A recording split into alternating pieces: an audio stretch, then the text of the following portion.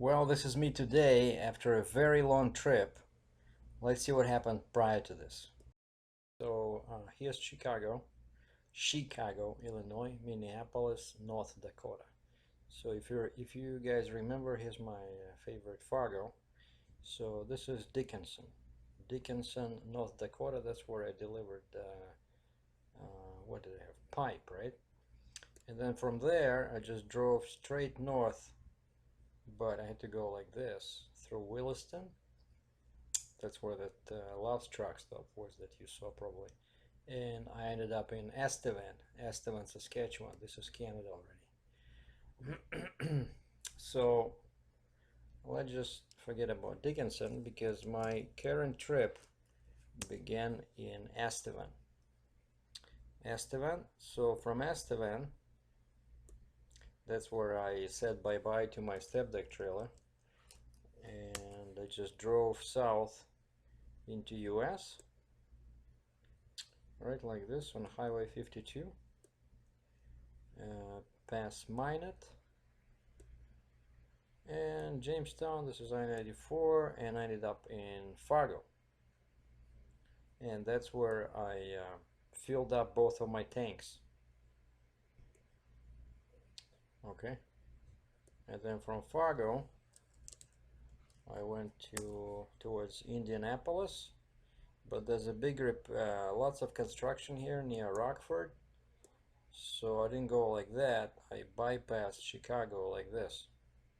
It's a bit longer, but you bypass all this nastiness in here.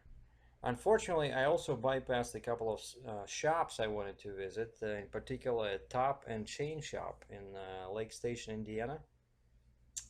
And I was driving and thinking, now where am I gonna get half an inch chains, you know? And then after a couple of days of driving, I ended up in Witherville, Virginia. So right here. Spent the night, didn't sleep very well because there was the pilot in there. It's crazy, it's so busy. And I parked, last parking spot I found was near the fuel pumps.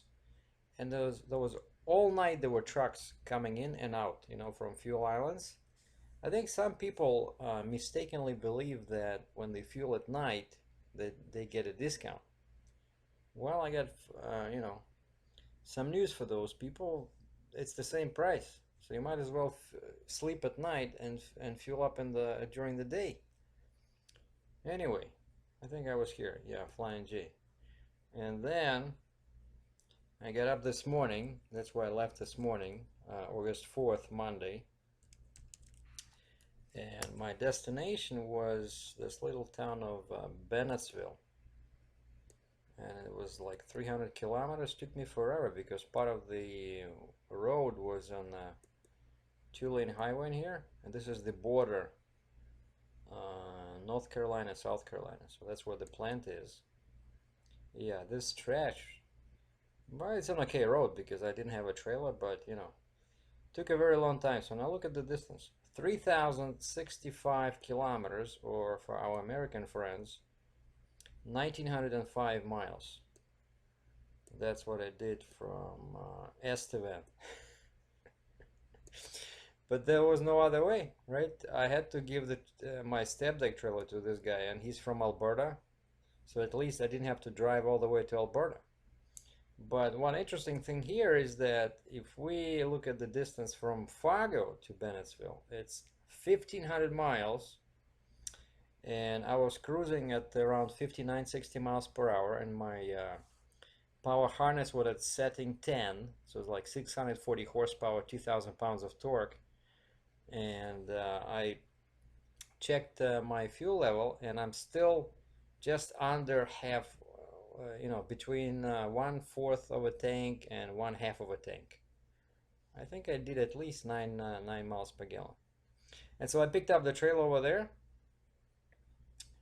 and here's a couple of slide shots. I mean, a couple of pictures. And the guys over there were very helpful, you know, showed me how to operate it. So now, of course, I have to read the manual and watch some videos online because I never worked with the lowboy trailer before. But today, at the end of the day, I'm extremely happy, except that the color of the trailer is a bit weird. It's not exactly yellow, it's more like yellow and orange. A little bit unexpected, but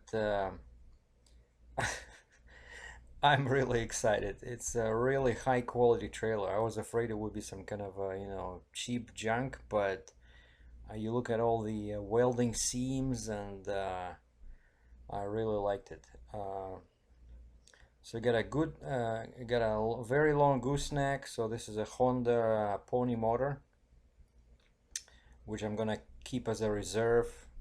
And yeah, the gooseneck, you see, that's the how much space I have behind my last axle, so I can still use it with a 4-axle truck. And everything is like made with high quality materials. And these are the main controls, how you raise and lower the gooseneck. Check out those huge pins. That's what holds the trailer in place. And of course, see, it has a nice ramps, so easy to load and unload machinery.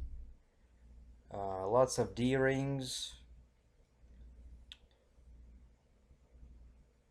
And yeah, even like you can see attention to detail.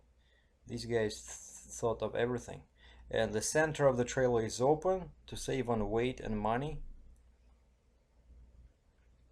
And here you see a lockable toolbox. So there's massive cylinders. That's what lifts the trailer. And the wood is Epitong, higher quality wood. It's gonna last longer. And all wheels are aluminum. And here you see the ramp, so I can actually drive stuff over the tires. And that's the extra D-rings I spec'd on those axle bolsters. And this thing on the passenger side in the back, this one operates the lift axle. So I can lift the axle number 3. This is a manual height control, so I can change the height of the suspension in the back. And finally, I got a trailer that came from the factory with strobe lights. That's the switch. And that's what it looks from the back. So here I can stash the excavator boom. See, so no fenders, everything is purely functional, but it does have a very long main deck, 26 feet, which is pretty good for a 55-ton lowboy trailer. That's the airbag on the last axle, so which shows that it's a liftable axle. So I got a couple of these toolboxes. You see there in the middle. They are open, but that's great for chains and binders. This is what I'll see now in my mirror. Right and left. And before someone rushes off to buy a trailer like this, let me tell you, it's not cheap. I just bought these hooks for 8 chains, so 16 hooks for a half-an-inch chain and 8 pieces of chain. It cost me $1,200, including the binders. But today I'm happy. Thanks for watching.